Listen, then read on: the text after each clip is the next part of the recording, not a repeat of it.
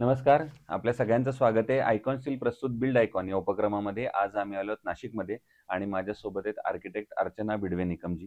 नमस्कार. त्यांच्याबद्दल सांगायचं म्हणजे गेल्या काही वर्षांपासून म्हणजे 2017 पासून ते या क्षेत्रामध्ये अतिशय उत्तमरित्या काम करतात. म्हणजे बेसिकली रेसिडेन्शियल, कमर्शियल या दोन्ही फील्डवर ते काम करतात.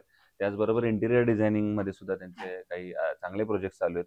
लवकरच ते आपल्या प्रोजेक्टची 100री सुद्धा पार करणार आहेत एका अर्थानं. आणि दुसरं मला असं नेहमी वाटतं, की एक स्त्री घर बनवत असते, पण जेव्हा ती घर बनवणारी सुद्धा एक स्त्रीच असते, तेव्हा तिचा एक दृष्टिकोन वेगळा असतो. त्यामुळे अशा दोन्ही दृष्टिकोनाच्या माध्यमातून एका आर्किटेक्टची मी आता गप्पांना सुरुवात करणार आहे, बिल्ड आयकॉन या प्लॅटफॉर्मवर. नमस्कार. Thank you. तर नमस्कार. आपण गप्पांना अशी सुरुवात करूया, थोडंसं फ्लॅशबॅकमध्ये जाऊन आणि आधी मला विचारायचं ते म्हणजे तुमची शाळा कुठली होती? हं, हं. कॉलेज कुठलं होतं? हं, आणि आर्किटेक्ट बनावं यासाठी इन्स्पिरेशन कुणाची होती? ज्यांच्यामुळे हं. तुम्हाला असं वाटलं, की आपणही या क्षेत्रात यावं? ओके. तर काय सांगाल? अ, माझं जे शालेय शिक्षण होतं ते औरंगाबादला झालेलं आहे, गुजराती कन्या विद्यालय इथे. आणि आर्किटेक्चर जे आहे ते इथे नाशिकवरून झालेलं आहे, NDMVPS कॉलेज ऑफ आर्किटेक्चर. आणि आर्किटेक्ट बनावं असं जे तुम्ही विचारतायत, तर त्याचं मूळ कारण होतं की माझं स्केचिंग, क्या की बात है! शाळेत असल्यापासूनच एलिमेंटरी, इंटरमिडिएट याच्या मी एक्झाम्स दिलेल्या होत्या. आणि फाईन आर्ट वगैरे याच्याबद्दल त्यावेळी मला इतकं माहीत नव्हतं की ते पण असतं किंवा असं असतं वगैरे.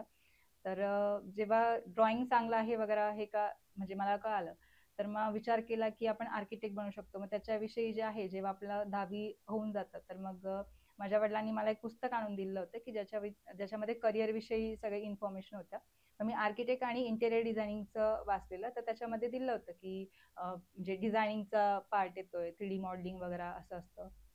मग त्यामुळे मला असं वाटलं की आपण आर्किटेक्ट बनायला पाहिजे, की आपण लोकांचे घरं डिझाईन्स करू शकतो, बंगलो डिझाईन्स करू शकतो. म्हणजे जे एक स्वप्न माणूस बघतो, तर ते कुठेतरी आपण पूर्णत्वास आणू शकतो असं. नक्कीच, नक्कीच. मग त्यातलाच एक लगेच मला प्रश्न आठवला ते म्हणजे तुम्ही म्हणालात तसं स्कूलपासून तुम्हाला ड्रॉइंगची आवड होती. हं. आता जेव्हा कमर्शियल लाईफमध्ये तर तुम्ही रोजच एक प्रकारे हं, ड्रॉइंग हं. करताय. पण आता हॉबी म्हणून कधी ड्रॉइंग करता का? स्वतःच्या आनंदासाठी की असंच काहीतरी स्केच काढलं आपण, असा कधी हो. वेळ मिळतो का आणि करता हो, का? हो, मिळतं.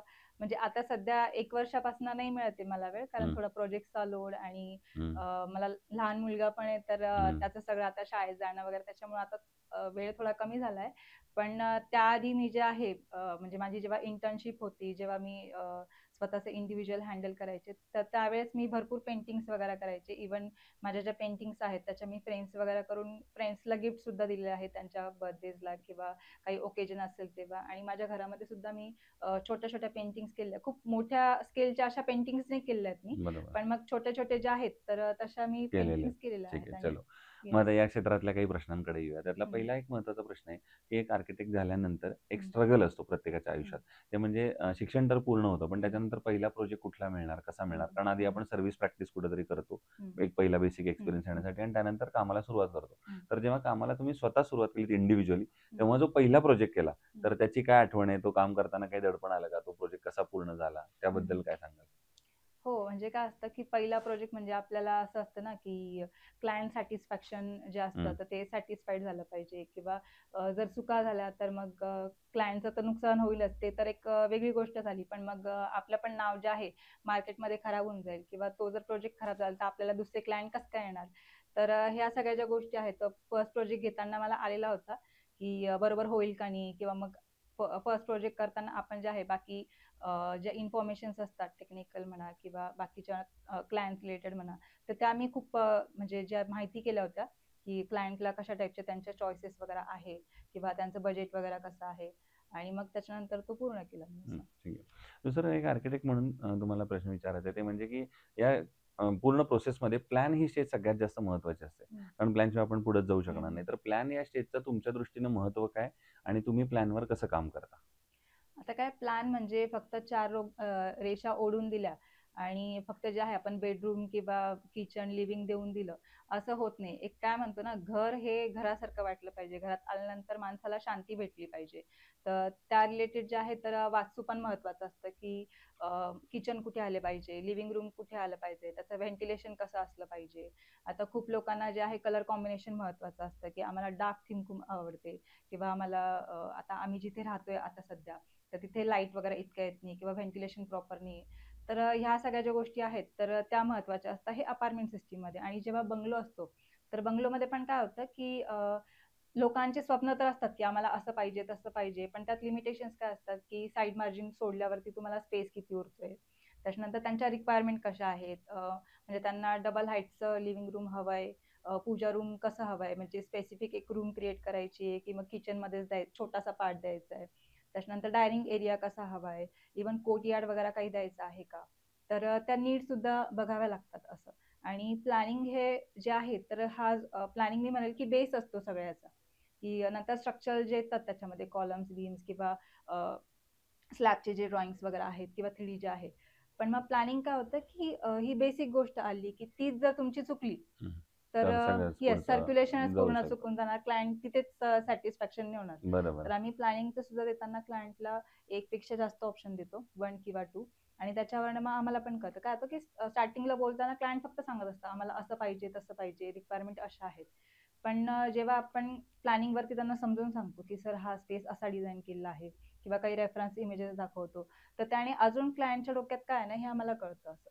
आणि बरोबर. मग मे बी कधी-कधी असं होतं, की एकाच प्लॅनमध्ये क्लायंट सॅटिस्फाईड होऊन जातो, की नाही आम्हाला हा जो प्लॅन आहे चांगला प्लॅनिंग वाटतो. आवडलेला आहे. किंवा कधी-कधी असं होतं, की दोघांचं कॉम्बिनेशन वगैरे होतं असं. तर मग ते महत्वाचं आहे आहेच. प्लॅनिंगचं. येस. अगदीच. यातलीच पुढची फेज मला विचारायची आहे. ज्या क्लायंटला तुम्ही प्लॅन दाखवला, तो प्लॅन वगैरे सगळं हं, होतं. पण जेव्हा कधी-कधी इंटिरियरमध्ये काम करतो, तुम्ही त्याच्यातही काम करताय. बऱ्याचदा कस्टमरचं किंवा क्लायंटचं म्हणणं असतं, की आमचं बजेट थोडं कमी आहे हं, आणि क्वालिटी तर चांगली आम्हाला हं. अपेक्षित आहे. तर अशा वेळेला मग एक आर्किटेक्ट म्हणून तुम्ही क्वालिटी आणि बजेट हे दोन्ही कसं बॅलन्स आउट करता? त्याला जे आहे तर असं नाही की बजेट खूप आहे म्हणजे खूप चांगलं असतं आणि बजेट कमी आहे म्हणजे मग आता तुम्ही काहीच करू शकत नाही. तर त्यावेळी सुद्धा जसं आर्किटेक्चरचं जरी म्हटले तुम्ही, तर कमी बजेटमध्ये सुद्धा त्याला चांगल्या प्रकारे ट्रीट करता येऊ शकतं मटेरियल वाईज म्हणा किंवा त्याच्या लूक वाईज म्हणा. आणि इंटेरियरचं जरी असलं, तर इंटेरियरमध्ये सुद्धा इंटेरियर याचा अर्थ असा नाही का तुम्ही खूप भरभरून टाकलेलं आहे फर्निचर किंवा कलर कॉम्बिनेशन खूप टाकलेलं आहे किंवा खूप सारे लाईट्स वगैरे दिलं आहे म्हणजे इंटेरियर झालं. एक सिंपल, सोबर, मिनिमलिस्टिक ज्याला म्हणतात, तर त्याच्यामध्ये सुद्धा इंटेरियर होऊ शकतं. तर बजेट हा म्हणजे कन्सर्न आहेच तसा, की तुमचं बजेट किती आहे त्यावर पण मॅटर करतं. पण डिझाइन करताना किंवा लूक देताना आपण कमी गोष्टींचा यूज करून सुद्धा चांगल्या प्रकारे त्याला ट्रीटमेंट देऊ शकतो. बरोबर आहे. आता एक वेगळा प्रश्न आहे या सगळ्यापेक्षा. तो म्हणजे तुम्ही इथल्या मूळच्या नाशिकमधले आहात हं, आणि तुम्ही नाशिकमध्ये शिक्षण घेतले, कामही करता. या अनुषंगाने हा प्रश्न आहे, की नाशिक जिल्ह्याच्या विकासाचं व्हिजन हं. एक आर्किटेक्ट म्हणून जर तुम्हाला विचारलं, एक लेडी म्हणून जर तुम्हाला विचारलं, तर तुमच्या डोळ्यासमोर कुठली क्षेत्र येतात, कुठले सेक्टर्स येतात, ज्यावर हं, आता गव्हर्नमेंटनी काम केलं पाहिजे? एक जर आपल्याला पुढच्या 15-20 वर्षात एक हं, बदलतं नाशिक, पुण्या-मुंबईसारखं नाशिक जर बघायचं असेल, तर हं. तुम्हाला काय वाटतं? कुठल्या सेक्टरवर आता काम करण्याची गरज आहे? सगळ्यात पहिले तर माझ्या डोक्यात रोडच येईल. काय कारण मत आहे? की आता आम्ही ज्या साइट्सला जातो हं, आर्किटेक्चरच्या किंवा इंटेरियरच्या साइट्सला, हं, तर तिथे रोडचा खूप मोठा इश्यू आहे. हं, हं. आता लेडीज म्हणून कधी-कधी काय होतं, की मी इंडिव्हिज्युअली सुद्धा साइट्सवर वगैरे जात असते. तर रस्ते जे आहेत ते खूप म्हणजे खूप त्यांची अवस्था जी आहे ती चांगली नसते. हं, हं. तर जाताना काय होतं, की आमचे जे साइट्स आहेत त्र्यंबकेश्वर किंवा इगतपुरी वगैरे ह्या साइडला पण असतात किंवा आता बाकीचे जे आहेत अमृतधाम लिंक रोडला तिकडे वगैरे पण चालू आहेत.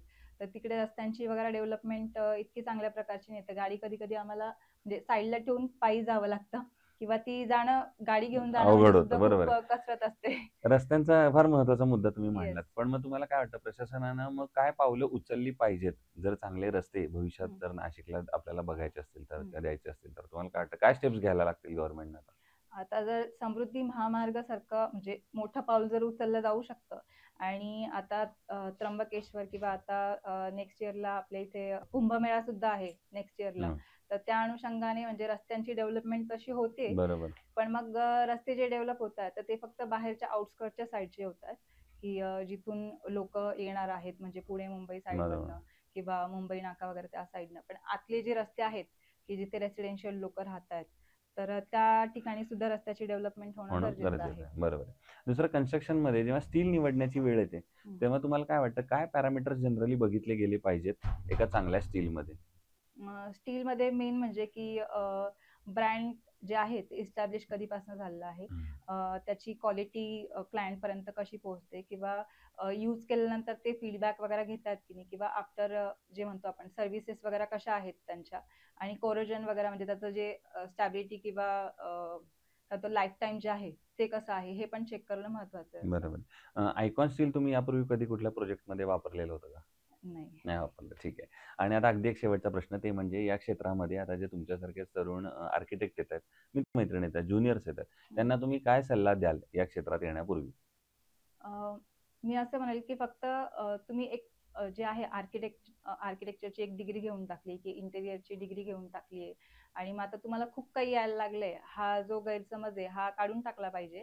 कारण काय होतं की ॲक्चुअल साईटवरती खूप वेगळ्या गोष्टी हँडल करायला लागतात. म्हणजे आपण काय म्हणतो की प्रॉब्लेम्स काय येतात, काय नाही. आणि नवीन जनरेशनने जे आहेत तर एक्सपिरियन्स घेताना थोडंसं आधी काय म्हणतो जॉब वगैरे करून बघितला पाहिजे. म्हणजे डायरेक्ट आपण इंडिव्हिज्युअल प्रॅक्टिस करण्याआधी पेपर वर्क कसं असतं, साईटवरती कामं कशी असतात, हे आपण आधी शिकलं पाहिजे. आणि नवीन ज्या गोष्टी आहेत, तर त्यासुद्धा शिकण्याची तयारी जनरेशनने ठेवली पाहिजे. म्हणजे मलाच खूप काही येतंय या आविर्भावात न राहता कोणी जर सांगतंय कोणी मोठं, म्हणजे आता मी पण मोठी नाहीये, मी पण कोणाकडून तरी शिकलेलीच आहे किंवा मला पण बरोबर. मोठी लोकं सल्ले देत असतात, की असं केलं पाहिजे, तसं केलं पाहिजे. तर लोकांच्या गरजा सुद्धा सॅटिस्फॅक्शन महत्वाचं असतं, तर ते सुद्धा केलं पाहिजे. तर बरोबर. मी तेच सांगेल की तुम्ही ह्या फील्डमध्ये येताय, तर पहिले ह्या फील्डमध्ये आता जे अजून म्हणजे पास आउट झालेले नाही किंवा जे 11वी-12वी हं. झालेले आहेत किंवा करतायत किंवा 10वी नंतर जे पास झाले, तर त्यांनी म्हणजे नाही का, कशा प्रकारची आमची कामं असतात, तर हे आधी जाणून घेतलं पाहिजे. कारण असं नको व्हायला, की "अरे, मला तर असं वाटत होतं आणि मग हे तर काहीतरी वेगळंच आहे." असं बरोबर. नको व्हायला. सो तुम्ही आधी कुठल्याही फील्डमध्ये जाताना त्याची व्यवस्थित माहिती घेतली पाहिजे आणि मग त्या फील्डचं पुढचं पाऊल उचललं पाहिजे. नक्कीच.